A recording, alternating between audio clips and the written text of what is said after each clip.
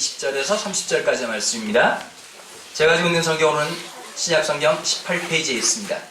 마태복음 11장 20절에서 30절까지의 말씀을 우리 한 절씩 교도하시겠습니다. 예수께서 권능을 가장 많이 행하신 고을들이 회개하지 아니하므로 그때 책망하시되 너에게 행한 모든 권능을 두루와 시돈에서 행하였더라면 그들이 벌써 베옷을 입고 제에 앉아 회개하였으리라. 내가 너에게 이르노니 심판날에 두루와 시돈이 너희보다 견디기 쉬우리라. 가버나움아 내가 하늘에까지 높아지겠느냐 음부에까지 낮아지리라. 내게 행한 모든 권능을 소돔에 사행하였더라면 그 성이 오늘까지 있었으리라. 내가 너에게 이르노니 심판날에 소돔 땅이 너희보다 견디기 쉬우리라 하시니라.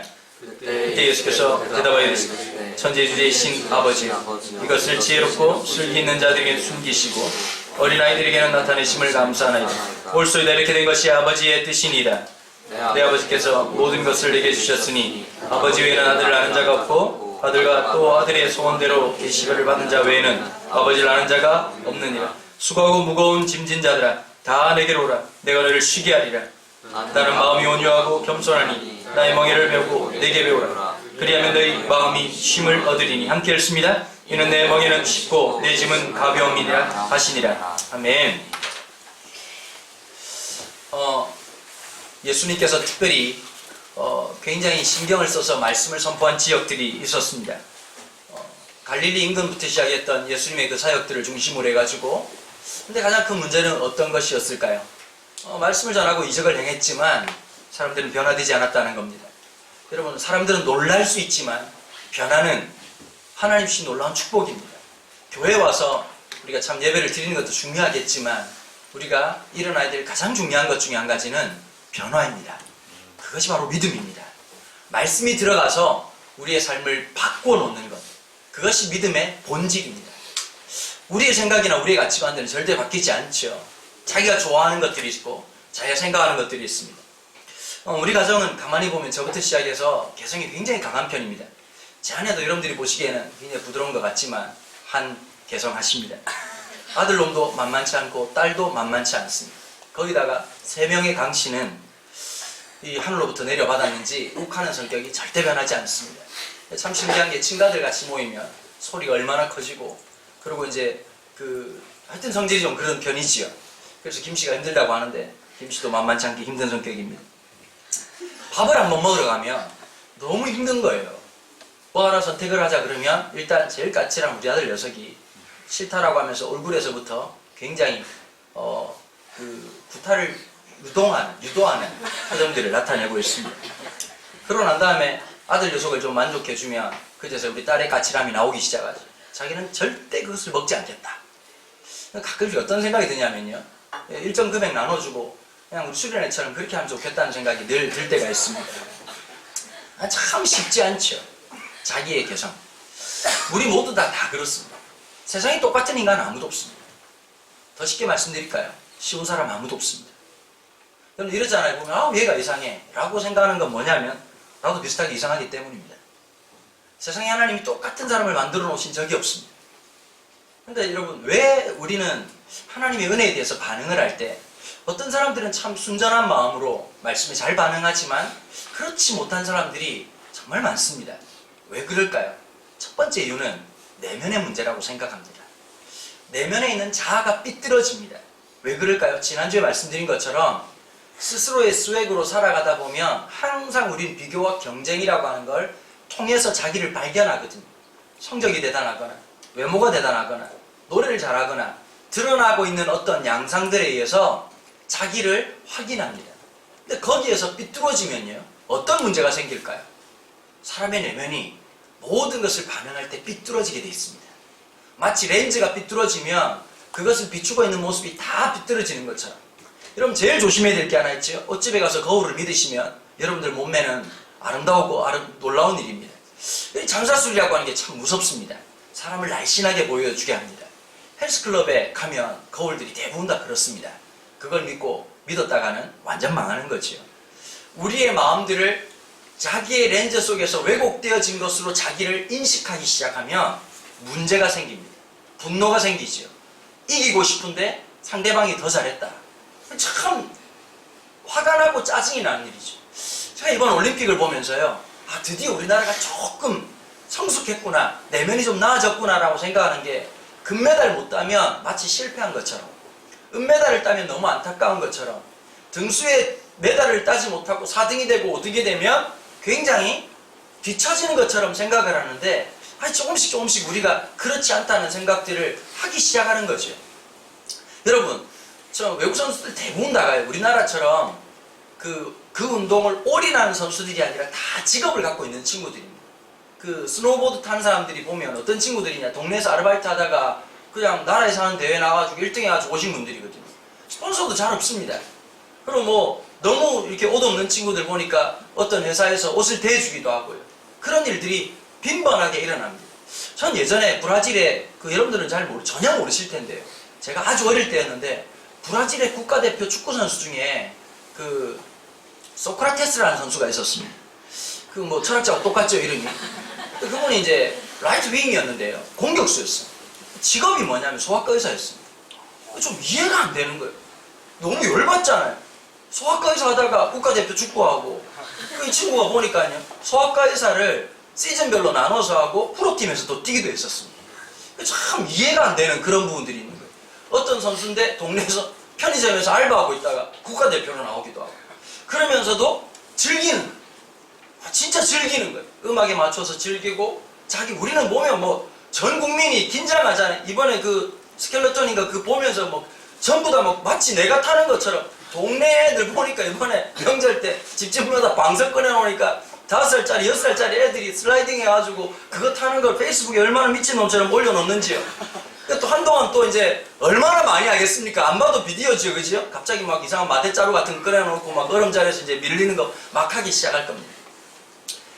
내가 이길 수 있는데 상대방 내 실수 때문에 졌다. 그럼 그게 원한이 되기도 하고 상처가 되기도 하고, 그런데 여러분, 매 순간마다 내가 최선을 다했다는 것으로 만족하고 내가 살아가는 것, 그리스도인은 경쟁이 중심이 아니라 하나님이 지으신 나를 오늘의 내가 살아갈 수 있는 그 최선으로 살아가는 겁니다. 그래서 참 기쁨이 다르죠. 이겼다라고 하는 경쟁에 대한 승리가 아니라 알 수 없는 만족감과 기쁨이 있습니다. 감사가 있습니다. 내가 해야 될 최선의 삶을 살아가는데, 근데 이게 왜곡되어지면 어떻게 되느냐, 상대방을 평가하는 또 다른 기준으로 상대방을 학대합니다. 사람이 참 미안하죠. 학대받은 사람이 또 학대를 합니다. 왕따 당한 사람이 또 누군가를 왕따합니다. 왜 그럴까요? 그 마음속에 있었던 보상심리 때문입니다. 여러분, 이 땅들은 오늘 기록되어 있는 수많은 알지도 못하는 땅들이 있죠, 그죠? 솔직히 저도 가보지 못했기 때문에 지도상 보니까 좋은지 안 좋은지, 부동산이 괜찮은지 안 괜찮은지 모릅니다. 나는 분명한 거는 성경은 쉽습니다. 이렇게 말한 땅들의 특징들이 뭐냐? 주변부에 있는 중심도시였습니다. 문제는 뭘까요? 중심도시가 있는 게 아니라 그 앞에 있는 주변부라고 하는 말입니다. 상대적 박탈감이 굉장히 심하거든요. 사회학적 언어 중에서 사회지리학에서 이런 말을 하거든요. 변경지대, 접경지대라고 하는 말을 씁니다. 무슨 말이냐면요, 좀 어떤 도시를 들어서 굉장히 좀 죄송하긴 한데, 나름대로 이렇게 안정감 있는 신도시 주변에 있는 오래된 도시들을 보면 상대적 박탈감이나 상실감이 굉장히 큽니다. 그냥 자기네들 살 때는 아무 문제가 안 되는데 갑자기 신도시가 확 들어오면서 엄청나게 발전을 하고, 그리고 보이지 않는 담으로 형성되어서 도무지 저 동네는 넘어갈 수 없는 동네, 마치 우리가 강남을 지나가면서 와, 저 아파트가 몇십억이래, 도곡동에 있는 어떤 큰 빌딩을 보면서 우리는 보는 순간 놀랍지요? 못 들어갈 것 같은 그런 큰 벽이, 보이지 않는 벽이 쳐져 있으면서, 나도 옛날에 어른들 늘 하는 말이 똑같잖아요. 친척들끼리 모이면 옛날에 땅 안 팔았으면 내가 부자가 됐을 텐데, 그때 알았으면 저 땅을 사는 건데, 막 이러면서 땅을 치면서 미쳤지 어떤 아저씨들 계속 몰라요, 왜 그런지 몰라요, 땅 팔아야지, 그러니까 몰라요, 이러는 사람들은 보니까 나중에 또 돈이 엄청나게 많아져가지고 좋은 것 같은데, 여러분, 끝이 절대로 좋을 수가 없거든요. 돈도 써본 사람이 써보죠. 나중에 이제 그거 가지고 집안 싸움하고 이제 3차 대전, 4차 대전 막 생기기 시작하면 엄청난 일들이 막 벌어지기 시작합니다. 그러면 마음속에 더 박탈감이거든요. 저희가 어릴 때만 해도 모든 동네 사람들이 거의 비슷비슷했기 때문에 그 심리적 박탈감이 전혀 없었습니다. 사실은 제가 볼 때요, 우리나라에서 브랜드라고 하는 게 들어오기 시작하면서 굉장히 큰 어려움이 생겼던 것 같습니다. 프로스펙스, 나이키 이런 게 들어오자마자 사람들은 생각하지 못했던 가격이 막 들어오고요. 처음으로 이제 그 햄버거 같은 걸 먹기 시작했는데 이게 이제 점점 브랜드화되면서 어디를 가야 된다라고 하는 것이 참 많아지기 시작하면서 참 쉽지 않았던 그런 인생이 시작된 것이 아닌가라고 생각을 합니다. 예수님을 보자마자 이 사람들이 받아들이지 못한 이유가 뭘까요? 능력도 대단하고 말씀도 대단했지만 눈에 보이는 것이 차지 않았기 때문입니다. 사람들은 항상 그런 게 있거든요. 저 사람이 나한테 어떤 의미가 있느냐. 항상 그 사람들의 브랜드를 봅니다. 참 놀라운 테스트를 하더라고 보니까요. 사이다하고 콜라하고 눈 감고 마시면 맛을 분별하지 못합니다. 집착하는 사람들이 있거든요. 저는 콜라여야 됩니다. 어떤 사람들은 사이다여야 됩니다. 사실 눈 감고 보면 별 차이가 없거든요. 여러분, 어쩌면 우리가 명목적 차이와 그 다음에 실질적 가치라고 하는 것 사이에서 굉장한 갈등을 느낀다. 말이 좀 어렵죠. 쉽게 설명하면 이겁니다. 브랜드 양말이 정말 좋습니까? 물론 좋을 수 있습니다. 두툼할 수도 있으니까요. 그런데 그 가격만큼의 어떤 효과를 낼 수 있나라고 물어보면 그건 다른 문제거든요. 근데 우리는 늘 속고 살아가는 세상에서 항상 뭐냐면 어떤 브랜드라고 하는 것이 훨씬 더 나을 거라고 하는 그런 고정관념들이 있습니다. 특별히 한국 사회나 한국 시장이 이런 여파가 굉장히 강해서요. 장난치기가 정말 좋습니다. 가끔씩 열받는 게 이런 거거든요. 미국에 가면 스타벅스를 들어갈 때만 느끼는 게 동네에 있는 우리나라 이디야 느낌입니다. 그냥 어느 곳에나 있어요. 마트에 가도 구석에 있고 뭐 그렇게 고급스럽다는 느낌이 없는데 우리나라는 유독 그 스타벅스라고 하는 브랜드가 뭐 사람들하고 뿐만 아니라 뭐 얼마나 넘쳐나는지 몰라요. 어떤 유명한 카페 가다가 망했습니다. 그러고 나가고 난 다음에 그 자리에 스타벅스가 들어왔습니다. 참 놀라운 게요. 그 앞전에 망했던 그 가게가 스타벅스라는 브랜드가 들어오자마자 엄청나게 살아간다는 부동산에서 그런 얘기를 하거든요. 스타벅스가 들어왔다 그러면 시장 구조가 이미 끝났기 때문에 그 전체적인 가게의 세나 이런 것들이 월등하게 올라간다는 겁니다. 여러분 이게 무슨 말일까요? 우리는 어쩌면 우리끼리의 어떤 생각들에 의해서 쏟고 살아간다는 거예요. 어디를 가면 좋을 거다. 뭐 어느 학원을 가면 좋을 거다. 어느 대학을 가면 좋을 거다. 어떤 직장을 가면 행복할 거다라고 하는 우리의 잘못된 생각이나 그런 느낌 때문에 속을 때가 진짜 많습니다. 물론 여러분 브랜드라고 하는 것이 다 뭐 나쁘다라고 말하지 못하죠. 예를 들면 이런 겁니다. 저는 그 다른 건 몰라도 몸에 관련된 것에 대해서는 조금 특별히 이제 안경 렌즈 같은 경우지요. 안경 렌즈는 분명히 차이가 있습니다. 이건 기술력이라고 하는 한계가 있고 그 가격에 따라 달라지기 시작하는데 제가 아는 한 목사님은 여러분들도 다 아는 목사님이신데 그렇습니다. 고속도로 휴게소에서 선글라스를 사십니다. 그리고 눈이 늘 아프다는 얘기를 하시는데 그럴 때마다 안타깝습니다. 말을 해주고 싶은데 도무지 잘 듣지를 않으십니다. 뭐 이런 것들이 있긴 하지만 우리의 삶 속에서 보면 너무나도 잘못된 가치들 속에서 속을 때가 진짜 많죠. 여러분 제일 열받을 때가 언제인지 아십니까? 돈 진짜 비싸게 주고 음식 먹었는데 맛없을 때. 굉장히 고급집에 갔는데 먹고 나는데 배고플 때. 프랑스 요리 이런 거 막 보면 이게 뭐 이게 맛보기로 주는 건지 이마트에서 주는 건지 접시는 이따만 데다가 데크레이션 오 이뻐 이거 먹고 난 다음에 헛헛해가지고 집에 들어올 때 편의점에서 삼각김밥 먹을 때 그 얼마나 열받습니까? 굉장히 비싸다고 말했는데 그게 안 채워질 때. 어제 이제 그 저녁에 아주대 앞에 있는 참 좋은 식당이 하나 있습니다. 파스타, 그 다음에 피자, 그다음 샐러드 이런 걸 무한리필하는 집이 있거든요. 거기 가가지고 좀 쪽팔리게 진짜 많이 먹었습니다. 사람들이 한 9명이 모였는데요. 9명이 모여가지고 얼마나 전투적으로 먹는지 애들부터 어른들까지 그러니까 아마 그 주문하면서도 되게 화가 났을 것 같아요. 계속 뭐 그릇이 막 이렇게 막 다보탑 석가탑 쌓이듯이 막 계속 쌓이기 시작하는. 근데 어제 너무 행복했거든요. 왜냐면 무한리필에다가 언제 먹어보겠나. 이러고 뭐 그냥 이것도 맛보고 저것도 맛보는 여성들이 생각하는 아름다운 신세계가 열린 거 아니겠습니까? 먹고 난 다음에 만족도가 높은 거예요. 어디 가가지고 막 시컷 해가지고 파스타 한 접시 해가지고 2만 원 했는데 별로 맛없어가지고 짜증나는 것보다 이것도 먹어보고 저것도 먹어보고 실컷 먹어보고 또 먹어보고 우리가 제일 열받는 게 어떤 겁니까? 비싼 데 가가지고 마늘빵 뭐 이렇게 더 그냥 주는 줄 알고 했더니 추가 요금 내셔야 된다 그러면 갑자기 회의에 쪽팔리고 무릅쓰고 괜찮다고 얘기했던 그 수많은 날들. 근데 거기 갔더니 한없이 마늘빵을 얘기하고 계속 처먹고 탄수화물 질리도록 처먹을 수 있는 놀라운 기회가 있지 않습니까? 더 아름다운 지혜는 뭘까요? 탄산음료가 무한 리필된다는 진리를 발견하고 일단 내장을 시키고 난 다음에 또 리필시키고 또 리필시키고 온몸을 탄산 차기까지 물인지 핀지 탄산인지 분간한 대로 먹는 아름다운 시간들을 가졌지요. 여러분, 우리의 세상 속에서 보면은 참 잘못된 가치나 잘못된 가치관이나 우리의 눈에 보이는 것 때문에 참 썩을 때가 많았습니다. 이 사람들이 넘지 못하는 것이 무엇이었을까요? 예수님의 겉장을 보고 예수님의 출신을 보고 예수님의 모습을 보면 실망하고 좌절합니다. 반대로 말하면 오늘날 교회에서 목사들은 옷차림이나 그 다음에 교회의 형태나 모든 것을 그걸 통해 가지고 군중심리를 많이 활용할 때도 굉장히 많습니다. 예수님은 그런 점에 있어서 빵점짜리 지도자였습니다. 예수님을 보면서 누구도 메시아구나 라고 느끼지 못했습니다. 예수님을 보면서 그 출신을 보면서 그 동네 출신이야? 라고 하는 동네가 아니었습니다. 예수님을 보면서 야, 저분은 진짜 대단한 분이구나 라고 느낄 수 있는 그런 학벌이나 스펙을 가진 분이 전혀 아니었습니다. 이 사람들이 무너졌던 것은 그의 외모였습니다. 그의 보이는 것이었습니다.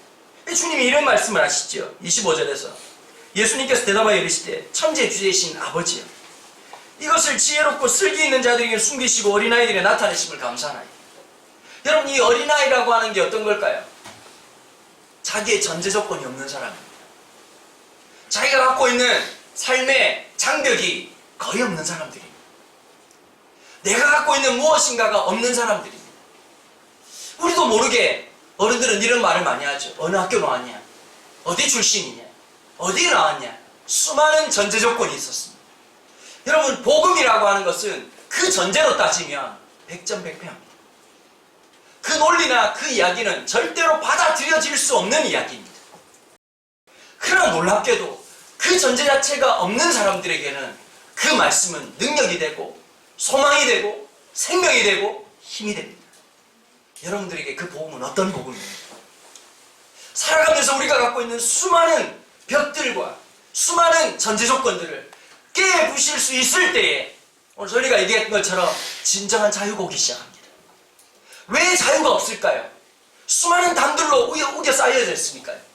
이렇게 해야 된다라고 하는 전제 조건이 너무 많다 보니 수많은 것들을 통해서 자기 스스로를 질식시키는 어려움과 안타까움을 살아가는 것 아니겠습니까?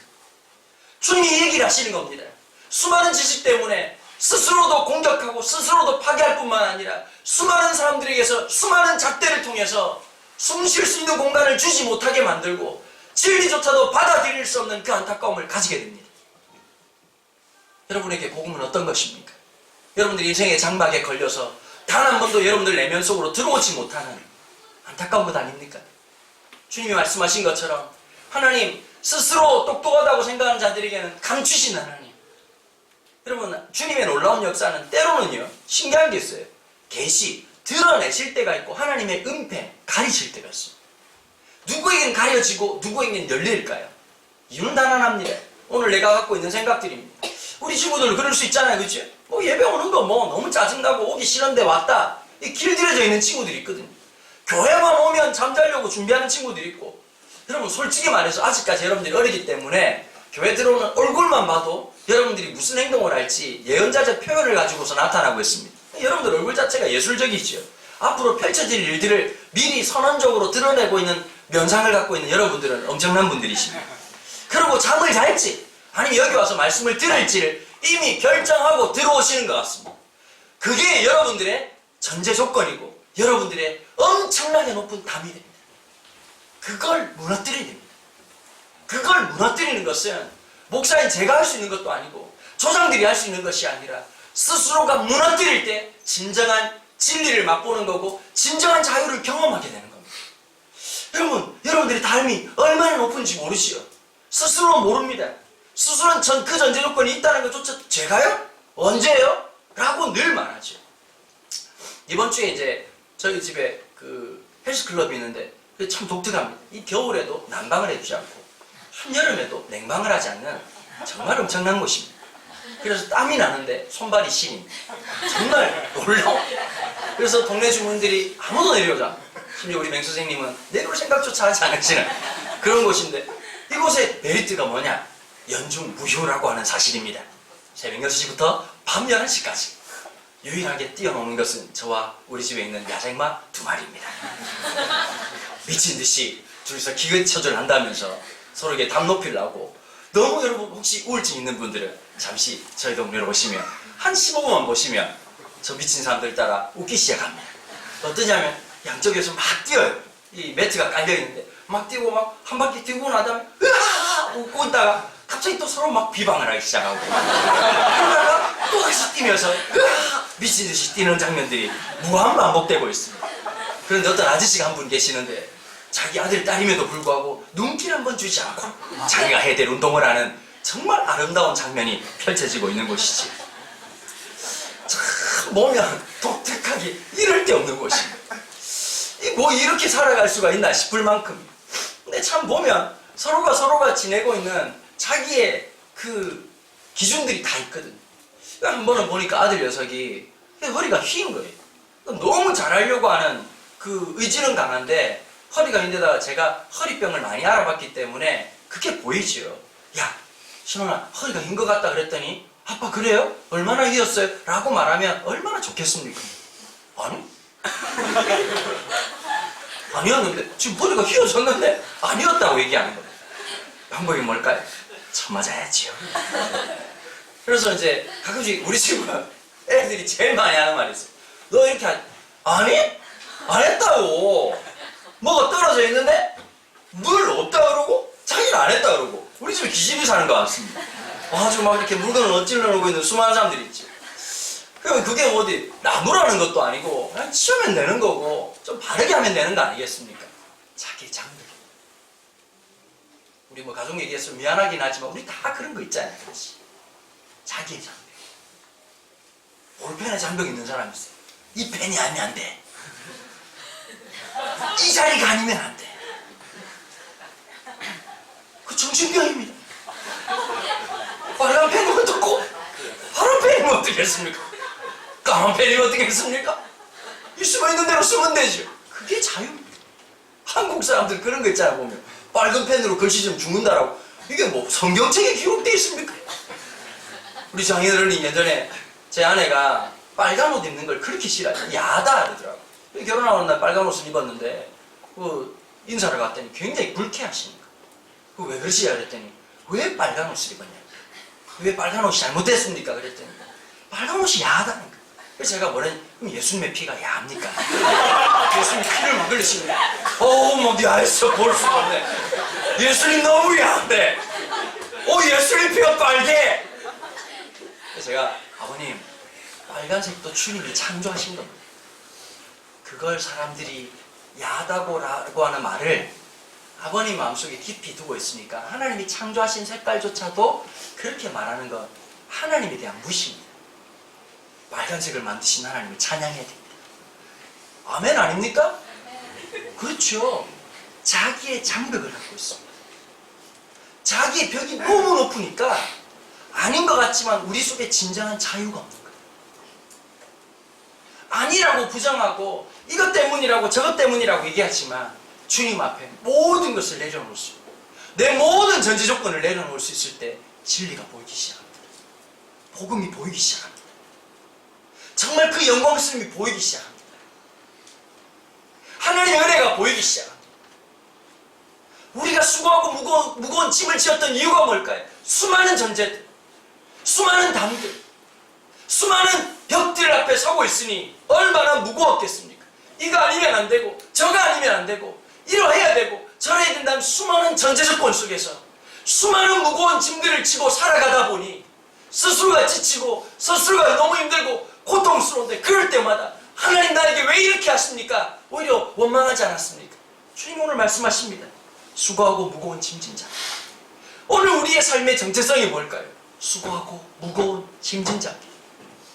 수고하고 무거운 짐진 자들아 다 내게로 내가 너희를 쉬게 하리라. 주님 안에 좀 내려놓고 염려와 근심을 하는 습관과 야, 또 내일 어떨까? 난 어떻게 지낼까? 라고 하는 그 생각이 아니라 오히려 오늘 하루를 지나게 하신 하나님 앞에 감사하고 그 시간을 보내게 하신 하나님 앞에 감사할 수 있는 그 시간들을 갖고 누린다면 그게 진정한 평안과 기쁨 아니겠습니까? 매 순간을 즐거워할 줄 알아요. 제가 요즘 열심히 읽는 책 중에 존 파이프 목사님 책이 많습니다. 이 존 파이프 목사님이 기독교 쾌락주의라고 하는 이 독특한 용어를 만드셨습니다. 쾌락이라고 하면 조금 우리가 안 좋은 이미지가 있죠, 그렇죠? 이거는 도무지 표현할 방법이 없어서 하나님을 온전히 기뻐하는 거예요. 그냥 대충 기뻐하는 게 아니라 완전히 미치도록 그 하나님을 즐거워하고 기뻐하는 것, 그 표현을 번역할 방법이 없어가지고 기독교 쾌락주의라는 말을 썼습니다. 그런데 그건 예수 믿고 지 마음대로 살아 방종을 얘기하는 게 아닙니다. 하나님을 알아가면서 하나님이 만드신 나를 온전히 기뻐하고 즐거워하는 자세, 가장 복음주의적 자세. 존 파이프 목사님 자주 하시는 말씀이 있거든요. 현대 그리스도인들에게 가장 큰 위기는 무엇이냐? 너무 쉽게 만족한다는 것이다. 쉽게 만족하지 마라. 더 열망해라. 하나님의 은혜를 더 뜨겁게 기대해라. 그 하나님의 은혜를 마음껏 즐기고 그 하나님의 은혜를 마음껏 소화하고 살아가라. 존 파이프의 이 멋진 표현을 볼 때마다 막 가슴이 뛰기 시작하는 거예요. 우리가 알아왔던 복음이라고 하는 게 기껏 교회 와서 잠시 진통제 하나를 먹는 것처럼 두통이 있는 사람들이 잠시 아픈 아픔을 잊게 만들고 있는 페인킬러가 아니라 우리의 삶이 얼마나 영광스럽고 천지 만물을 말씀으로 창조하신 그 하나님이 우리를 향해서 운행하시고 역사하시고 동행하시고 말씀하시는 그 하나님의 역동이 있다는 사실을 깨닫게 되는 그 기쁨과 환희가 있는 하나님 백성이 되기를 간절히 소망하는 겁니다. 오늘 이 11장은 바로 그걸 얘기하고 있는 것이지요. 나는 마음이 29절입니다. 나는 마음이 온유하고 겸손하니 나의 멍에를 메고 내게 배우라. 그리하면 너희 마음이 힘을 얻으리라. 여러분, 왜 배워야 될까요? 배우지 않으면 내 마음대로 합니다. 배우지 않으면 내 생각대로 살아갑니다. 여러분, 기타를 치다 보면 이 독학한 학생들이 결국은 나중에 선생님한테 제대로 배워야 된다는 사실을 깨닫게 되죠. 습관이라는 게 중요합니다. 원래 학원에서 배우면 아마 알 거예요. C 코드를 잡을 때 이렇게 잡게 합니다. 그래서 나중에 전환을 쉽게 하게 되는데 나중에 이렇게 배우면 나중에 전환이 힘들어집니다. 무언가를 배울 때는 어려운데요. 쉽지 않은데 그렇게 하는 이유가 있습니다. 근데 처음에 배우다 보면 편한 대로 생각하고 편한 대로 잡게 됩니다. 나중에 지나고 나면요. 그 편한 대로 했던 것이 결코 편한 것이 아니라 어리석었다는 것을 깨닫게 되기 시작하는 거죠. 여러분, 주님한테 온다고 갑자기 즐거워질까요? 안 즐거워집니다. 왜 그렇겠습니까? 주님의 기쁨을 즐길 수 있는 시간이 없었기 때문입니다. 기본을 알아간다는 거 중요하지. 여러분, 볼링을 배우려고 하면 최소한 기본 자세를 배워야 볼링을 즐길 수 있는 거 아니겠습니까? 탁구를 배울 때 기본 자세를 알아야 되지 않겠습니까? 지난번 말한 것처럼 정현 선수 4강까지 올라갔다고 정현이 신었던 신발, 정현이 쳤던 라켓, 정현이 꼈던 선글라스 낀다고 갑자기 정현되는 거 아니죠? 제대로 배워야 됩니다. 그 인내의 시간들을 좀 보내야 즐길 수 있는 단계가 오는 거거든요. 뭐든지 그렇거든요. 피아노 치려고 하는데 피아노 칠 수는 있겠죠. 지 마음대로. 그치요? 그건 음악이 아니라 여기 사람을 괴롭히는 거 아니겠습니까? 그러나 충분히 배우고 나면 그제서야 즐길 수 있고 기뻐하는 겁니다. 여러분, 그 진리의 놀라운 자유함을 함께 배웁시다. 알아갑시다. 그게 교회입니다. 내가 안다라고 생각하는 게 아니라 그분의 진리를 함께 배우는 거예요. 여러분, 교회라고 하는 건 참 신기한 것이지요. 이 하나님 나라는 이런 겁니다. 예를 들면 이런 거죠. 태권도 7단하고 태권도 2단하고 그 다음에 하얀띠가 함께 한 클래스에서 여러분 배울 수 있을까요? 안 될 것 같죠, 그죠? 그러나 하나님의 나라는 함께 배울 수 있는 곳입니다. 사실 저는 그렇게 생각합니다. 주일학교 아이들 설교가 따로 있고 어른들용 설교가 따로 있다라고 저는 절대 생각지 않습니다. 함께 배우는 것, 함께 어우러져서 하나님의 나라를 배우는 것입니다. 오늘 주님 말씀을 다시 한 번 더 29절 읽어볼까요? 한 번 더 읽습니다. 나는 마음이 온유하고 겸손하니, 함께 읽자는 말 못 알아들으십니까? 같이 읽습니다. 나는 마음이 온유하고 겸손하니 나의 멍에를 메고 내게 배우라. 그리하면 너희 마음이, 그리할 때 주어지는 심, 주님의 그 온유함과 겸손을 기대어서 주님의 멍에를 배워가고 주님의 멍에를 알아가고 그리하게 될 때 주어지는 우리 마음의 진정한 쉼, 진정한 안식. 여러분, 교회 오셔서 이거 맛보셨습니까?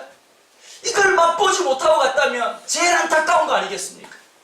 아니, 스테이크 먹으러 와가지고 열심히 샐러드 먹고 식전빵 먹고 난 다음에 쓱 처먹고 난 다음에 아 배부르다 하고 집에 가는 거와 똑같지요.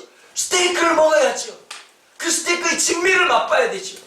우리 마음에 주는 참된 쉼을 느끼지 못하고 교회를 왔다 갔다 했다면, 신앙생활을 했다면 그 제일 불행한 겁니다. 성경 공부를 200년 300년 해도 뭐 그럴 마음도 없으시겠지만, 제자 훈련을 첫날 만날을 해도 그 삶의 진정한 기쁨이 없다면 어떻게 되는지 아세요? 갑자기 이렇게 되는 거예요. 나 제자 훈련 몇 년 했다, 나 성경 공부 몇 단계까지 했다. 그게 자랑이 됩니다. 우리의 진정한 자랑은 뭘까요? 우리의 삶에 주시는 놀라운 쉼과 만족과 기쁨입니다. 여러분, 이럴 때 있잖아요. 피곤해서 잠을 자도 피곤이 안 풀릴 때가 있어요. 멍을 때려도 안 풀릴 때가 있어요. 어떻게 풀어져야 될까요? 주님이 주신 참된 기쁨이 있을 때. 참 신기한 게 있죠. 이사야 40장에 보면 이런 말씀이 있거든요. 소년이라도 넘어지고 자빠진답니다. 장정이라도, 이 장정이라는 단어를 NIV라는 성경에서 expert, 전문가라고 했습니다. 그 사람도 실수하고 넘어질 때가 있답니다. 그러나 여호와 하나님을 바라보는 사람, 하나님을 갈망하는 사람, 주님을 향해서 단 한 번도 마음과 눈을 놓치지 않았을 때 달려가도 뛰어가도 곤비치 않은 힘을 주시고 독수리가 날개쳐 올라감 같은 그 놀라운 은혜를 주신다고 이사야 40장은 약속하고 있습니다. 사랑하는 여러분, 여러분들 어떤 힘으로 살아가십니까? 밥심으로 살아가십니까? 여러분들 의지의 힘으로 살아가십니까? 해야만 한다라고 하는 전제 조건의 힘으로 살아가십니까? 아니면 여러분들의 중심에 믿음의 역동으로 살아가는 그 놀라운 은혜가 있으십니까? 저는 여러분들이 좀 그런 하나님의 사람이 되길 바랍니다. 그럴 때마다, 지칠 때마다 말씀 앞에 다시 한 번 더 엎드리고 하나님 은혜 앞에 다시 엎드릴 때 주시는 마음의 심, 세상 누구도 알지 못하는 하나님의 놀라운, 다시 리차지 하시는 놀라운 하나님의 능력, 그게 있어야 되지 않겠습니까? 돈이 주는 기쁨이나 보여지는 기쁨으로 살아가는 존재가 아니라 하나님이 주시는 그 놀라운 은혜, invisible grace, 보이지 않는 하나님의 은혜로 살아가는 사람들, 그게 그리스도인이거든요. 마지막 절 30절, 이는 내 멍에는 쉽고 내 짐은 가벼움이니라 하시니. 여러분, 조금씩 지나면서 느끼는 게 하나 있어요. 제일 쉬운 게 뭔지 가만히 생각해 보면요, 순종인 것 같습니다. 제가 오늘 새벽에 참 신비한 경험을 했어요. 참 뭐라 그럴까요? 갑자기 기도하면서, 잠자면서 기도하는 참 신비한 일이 몇 년간 한 번씩 있는데, 올림픽 때 한 번씩 있는데, 오늘 새벽에 그런 시간이었어요. 눈을 딱 뜨는데 새벽 4시인 거예요. 누워가지고 이런 걸 참 기도하려고 하니까 생각보다 춥더라고요. 그래가지고 누워가지고 계속 기도를 하는 거예요. 1시간 정도 나도 모르게 막 주님과 대화를 하는 거예요. 제가 왜 그랬는지 하나님한테 설명도 하고, 하나님이 제 마음속에 걱정하지 말고 두려워하지 말고 내가 네 삶을 인도한다. 진짜 위로받는 시간이었어요. 그 새벽에 그 한 시간이 저한테 다시 한번 힘을 주고 막 위로를 주시는 시간이었거든요. 너무 감사한 시간이었어요. 또 달려갈 수 있는 힘을 얻게 되는 참 그런 시간이었거든요. 여러분들한테 그런 은혜가 좀 있기를 바랍니다. 우리의 소그룹이, 우리가 모이는 예배가 그런 시간들이 되기를 간절히 소망합니다. 여러분, 이제 이번 주 지나고 나면 이제 곧 몇 주 안 지나서 이제 개학을 시작하죠. 그냥 힘들다라고 생각하지 말고, 여러분들이 그 일상생활이 힘들고 어렵다라고 하는 시간으로만 끝나는 게 아니라 세월이 지나가야 돼요. 그때는 그때 왜 이렇게 힘들었을까, 왜 이렇게 고통스러웠을까 싶은데 세월이 지나가면 그게 고통스러웠던 시간이 아니라 지극히 당연하구나 라고 느낄 겁니다. 여러분, 기타를 칠 때 말입니다, 처음에 손가락 끝이 아파 죽을까 하거든요. 정말 너무너무 아프거든요. 그래서 막 포기한 사람들이 있거든요. 근데 너무 아파가지고 포기한 사람들은 평생 동안 뭘 얘기하느냐니까 아팠다는 얘기를 합니다. 그 위기를 극복하고 나서 시간이 지나고 나면 그 아픈 것이 당연한 것이라는 걸 알게 됩니다. 여러분, 너무 빨리 속단하지 마십시오. 지나온 시간에 대해서 빨리 평가하지 마십시오. 우리는 아직까지 인생을 다 살아온 게 아닙니다. 우리는 다 아는 것 같지만 사실은 제대로 아는 게 없기 때문입니다. 지나봐야 하는 겁니다. 지금 이 순간도 지나고 나면 그게 정말 유익한 시간이었구나. 지나고 났더니 고통만 있었던 시간이 아니라 내가 성숙하고 깊어지는 시간이었구나 말할 때가 저는 분명히 올 거라고 확신하기 때문입니다. 이번 한 주간이 여러분들이 그렇게 되기를 축복합니다. 기도하겠습니다. 하나님 아버지 감사합니다. 이번 한 주간 특별히 명절을 맞아서 참 분주하기도 하고 친척들을 만나기도 하고 때론 심심하기도 한 시간들을 보냈던 한 주간이었을 텐데 오늘 이 말씀을 통해서 우리가 얼마나 많은 전제 조건과 우리의 스스로의 벽들이 많은지를 살펴보았습니다. 하나님, 전 목사로서 또 내 안에 있는 수많은 벽들이 있습니다. 그래서 진짜 주님이 주시는 기쁨을 느끼고 자유를 느끼지 못한 채 나 스스로를 올가매고 또 누군가를 올가매는 짓을 반복하고 살았는지 모르겠습니다. 하나님 아버지, 내 안에 있는 담들을 또 무너뜨리고 하나님 그 많은 전제 조건들을 지울 수 있는 힘을 허락해 주십시오.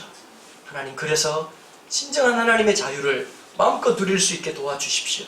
오늘 이 자리에 함께한 사랑하는 우리 푸른교회 지체들 한 명 한 명이 스스로의 전제 조건과 스스로의 벽들을 허물어내는 용기와 지혜를 주셔서 참된 진리가 되시고 소망이 되시고 능력이 되시고 쉼이 되신 주님을 마음껏 누리고 경험할 수 있도록 축복하여 주시옵소서.